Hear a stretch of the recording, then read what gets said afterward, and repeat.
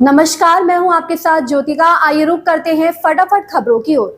भारत में रह रहे पाकिस्तानी नागरिकों को भारत सरकार ने बड़ी राहत दी है। केंद्र सरकार ने ऐसे लोगों को अगले आदेश तक वाघा अटारी सीमा के रास्ते लौटने की अनुमति दे दी है। गृह मंत्रालय के इस आदेश में पिछले निर्देश को संशोधित किया गया है। उसमें 30 अप्रैल तक समय सीमा तय की गई थी। नवीनतम आदेश में कहा गया आदेश की समीक्षा की गई और आंशिक संशोधन के साथ अब यह आदेश दिया जाता है कि पाकिस्तानी नागरिकों को उचित मंजूरी के साथ अगले आदेश तक अटारी स्थित एकीकृत जांच चौकी से भारत से पाकिस्तान जाने की अनुमति दी जा सकती है।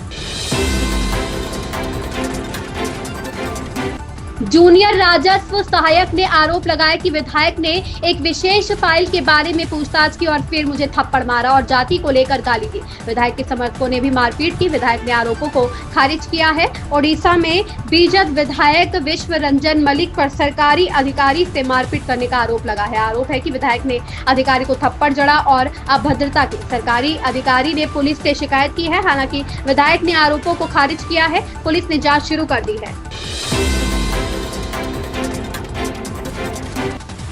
दिल्ली में जाति जनगणना कराने के केंद्र के फैसले पर भाजपा के राष्ट्रीय महासचिव तरुण चुग ने कहा, जिस काम को कांग्रेस दशकों तक टालती रही, मोदी सरकार ने वो कर दिखाया। यह निर्णायक और गतिशील नेतृत्व है। जाति की राजनीति नहीं बल्कि हर जाति का कल्याण। पीएम मोदी देश के हर समुदाय के कल्याण के लिए काम कर रहे हैं। कांग्रेस के लिए जाति जनगणना वोट बैंक का हिस्सा थी, लेकिन हमारे लिए सामाजिक न्याय की नींव है। राहुल गांधी का फार्मूला है कि काम कोई भी करो, पोस्टरों में उनका चेहरा चाहिए। जाति जनगणना की फाइलें किसने रोकी थी? आप उस समय चुप थे।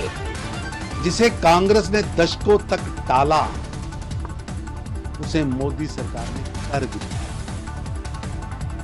यही होता है डिसाइसिव डायनामिक नेतृत्व, दूरदृष्टा नेतृत्व। जाति की राजनीति नहीं, हर जाति का कल्याण, समाज के हर वर्ग का कल्याण हो, उसी सोच के साथ आदरणीय प्रधानमंत्री नरेंद्र मोदी जी निरंतर कल्याण के कार्य कर रहे हैं। चाहे वो ओबीसी युवक को संवैधानिक दर्जा देने की बात हो, जाति जनगणना कांग्रेस के लिए वोट बैंक का समान था। वोट बैंक का मुद्दा हमारे लिए सामाजिक न्याय की नींव है। सामाजिक न्याय की वो सर्वे करते रहे, झूठ बोलते रहे, हम सच्चाई की।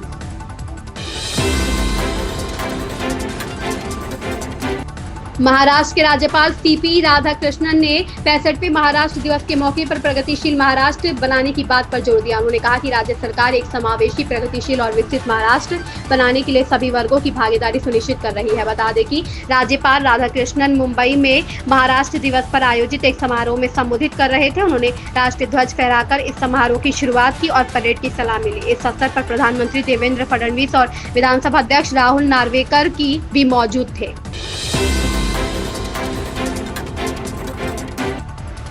जाति जनगणना कराने के केंद्र के फैसले पर कर्नाटक के उप मुख्यमंत्री डीके शिव कुमार ने कहा, कर्नाटक सरकार इस फैसले का स्वागत करती है। मेरे नेता राहुल गांधी ने भी इसका स्वागत किया है। कांग्रेस समाज के हर वर्ग के साथ सामाजिक न्याय करने के लिए प्रतिबद्ध है। कांग्रेस सरकारी व्यवस्था के साथ सहयोग करने के लिए प्रतिबद्ध है।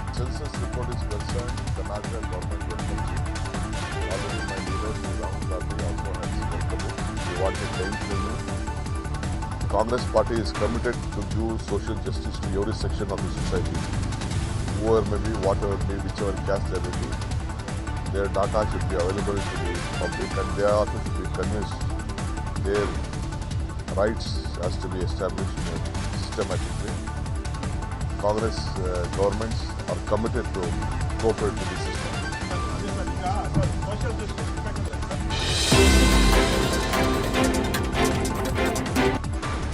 कांग्रेस कार्य समिति की शुक्रवार को बैठक होने जा रही है। मीडिया रिपोर्ट्स के अनुसार इस बैठक में सरकार द्वारा जातीय जनगणना कराने के फैसले पर चर्चा होगी।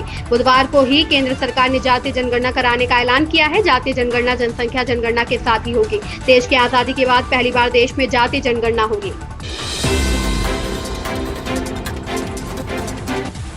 डियर पार्क दिल्ली से हिरणों के स्थानांतरण को लेकर गैर सरकारी संगठन न्यू दिल्ली नेचर सोसाइटी ने याचिका दायर की थी। इसे लेकर सुप्रीम कोर्ट ने हिरणों को दूसरे राज्यों में भेजने पर रोक लगा दी। दिल्ली के हौजखास स्थित डियर पार्क से हिरणों को अब दूसरे राज्यों के जंगलों में नहीं भेजा जाएगा। सुप्रीम कोर्ट ने हिरणों के स्थानांतरण पर रोक लगाई है। साथ ही दिल्ली विकास प्राधिकरण और अन्य प्राधिकारियों को आदेश दिया है। केंद्र की नरेंद्र मोदी सरकार ने जातिगत जनगणना को लेकर बड़ा फैसला लिया है। सरकार ने जातिगत जनगणना कराने का ऐलान कर दिया है। जनगणना मूल जनगणना के साथ ही कराई जाएगी। कैबिनेट की बैठक के बाद मंत्रिमंडल के फैसलों पर केंद्रीय मंत्री अश्विनी वैष्णव ने कहा, राजनीतिक मामलों की कैबिनेट समिति ने आज फैसला किया है कि जाति गणना को आगामी जनगणना में शामिल किया जाना चाहिए।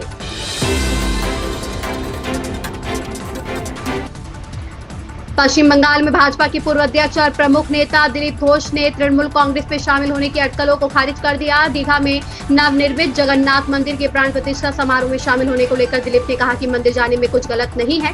सरकार ने उन्हें आधिकारिक तौर पर आमंत्रित किया था। मेरी पार्टी ने किसी को भी मंदिर में जाने से नहीं रोका था। जम्मू कश्मीर में हुए आतंकी हमले के बाद से भारत सरकार पाकिस्तान के खिलाफ कड़े कदम उठा रही है। प्रधानमंत्री नरेंद्र मोदी ने रविवार को दोहराया था कि पहलगाम आतंकी हमले के पीछे के आतंकवादियों को और साजिश में शामिल लोगों को कड़ी से कड़ी सजा दी जाएगी। पीड़ितों को न्याय मिलेगा। आतंकवाद के खिलाफ लड़ाई में भारतीयों की एकजुटता देश की सबसे बड़ी ताकत है। इन खबरों में बस इतना ही। बने रहिए हमारे साथ।